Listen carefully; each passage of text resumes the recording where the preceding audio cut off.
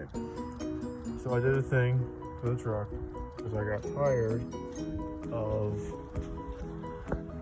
tired of that piece of shit. So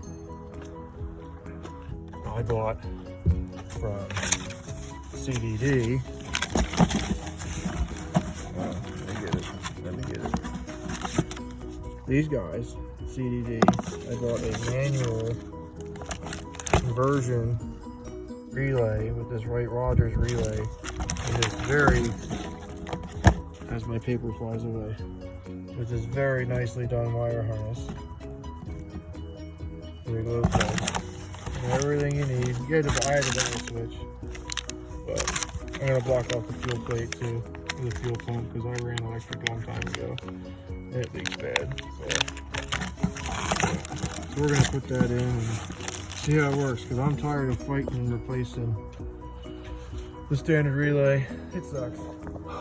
Basically, I'm just gonna start by removing all this stuff. I'm gonna take that out, tape everything up nice, make sure all the wires are where they need to be and not touching anything on the hot wires. They said remove the harness, but that's kind of like, you know, there's more than just that in it.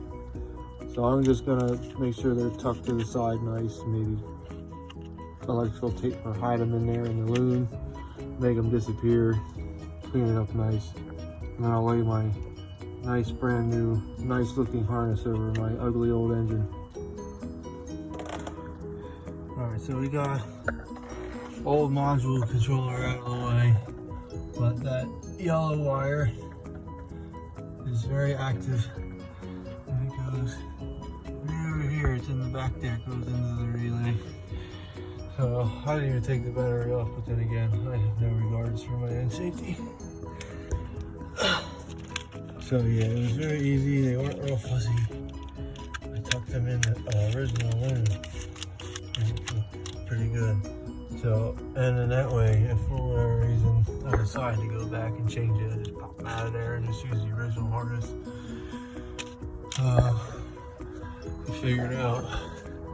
I thought it was these big yellow ones back here, and it's not. It's this black orange one. Now I have all dead wires. But one, I think this one's the accessory. So these are gonna get taped off and tucked away nice too. That way, you know, I don't need to cut them off and be nothing crazy. I'll just zip tie it back there and tape them off. That way they don't touch nothing, and away it goes. So it's actually pretty sweet. This new harness comes over here. Underneath here, they said do the relay first, but I just had to see how this was going to go in. It didn't even seem long enough, but it fits under there, nice. It took a couple of tries to figure out. They said in front of the pump, and I'm like, okay. So I'll run the rest of the way through underneath everything. Get it going. So this is the relay. I couldn't find, because if I put it here, this was coming down and hitting it. So I had the old voltage regulator that was still here, but I converted it to a internally regulated alternator. So threw that away. Now I'm going to put it right down here. I think it's going to work. And that'll give it a little bit of extra slack anyway, instead of being way over here. And that way it'll run nice right down in here, and I can have my grounds and my power right close by. That way the amperage can draw close by, and it ain't gonna kill it as much. So far so good. I'm enjoying this. Let's see. We have our power to a big stud, and then underneath I did the ground. The ground comes over to here. Of course, the original hole stripped out on me, so I had to move it and make a new hole, but it worked out good. So, definitely curious to see how I'm going to run the trigger to the inside. You know, I haven't really looked too far into it, so we'll see as we go along. So right off the bat, I noticed that they go on nice, but they're a little too loose. So just really nicely with a pair of needle nose. Just enough to bring me in a little bit. Make that a smidge tighter, pushes on super nice. And then it stays there really good. That's all it needs, just a little bit. It's pretty good in there. Definitely took a little bit of doing to feed it through there because they use really good heavy duty wire, so it doesn't really flex all that well. But man, that was a nice harness. Their switch trigger wire definitely took some figuring. I did manage to find this hole and it goes across very nicely. The problem was they don't put an end so you can cut it to fit.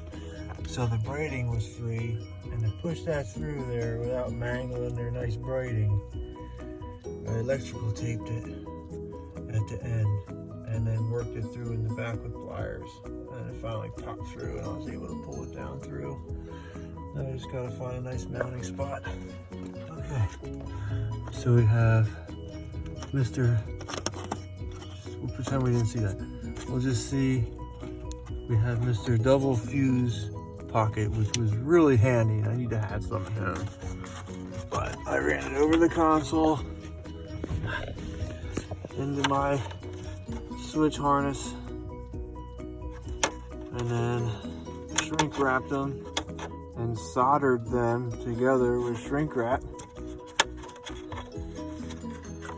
All I gotta do, I got the switch mounted in my plate. All you gotta do is plug it in and see if it works. Let's see. I hear it working. So let's see. 1, 2, 3, 4, 5, 6, 7, 8. Hell yeah.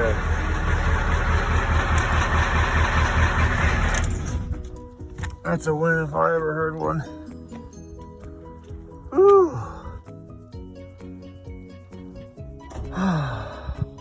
Now I gotta clean up my mess.